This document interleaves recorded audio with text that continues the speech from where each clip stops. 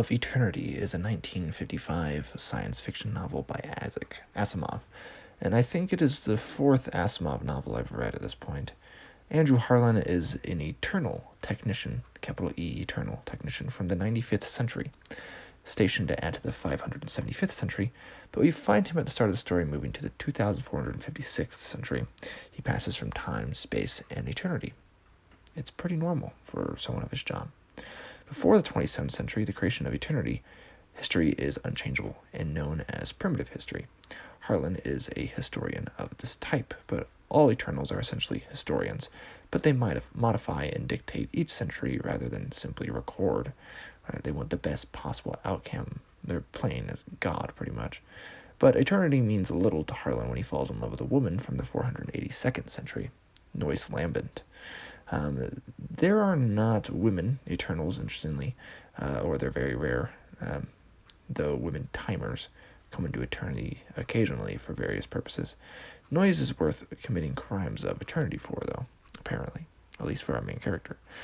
While Asimov manages to keep it interesting by not making the reader sure where the focus is, he brings together a few threads that he does hint at before. The problem is the deductions are made by the main character and not the reader, and that's really the only way to connect them. Asimov was subtle enough to have the reader do it. We just don't know enough, in a sense, right? He doesn't actually give us enough information, though I think he could have gotten there with a little bit more effort. That being said, it's still an interesting time travel story with a neat last page, at least.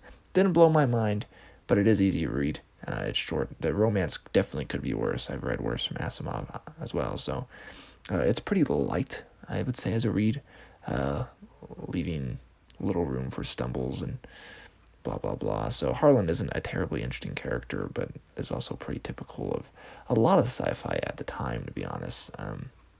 If you want more pizzazz in your character work in sci-fi, you have to read someone like Leiber, or a little later than this, just really most of the new wave authors. So I did like how it seems to connect it to our reality. Apparently later it was actually kind of retconned and connected with the Foundation series, but I haven't read those Foundation books yet. So it is here's a quote, actually. It is in meeting the great test that mankind can most successfully rise to great heights. Out of danger and restless insecurity comes the force that pushes mankind to newer and loftier conquests.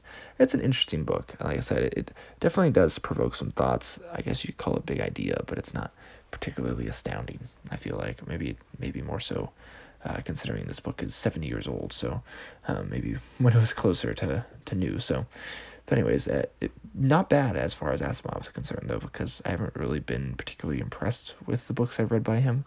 So in fact, actually, this may be the cleanest book I read by him, like as far as actually being interesting and fun and entertaining. So anyways, Liam from Liam's Lyceum. I'll catch you next time.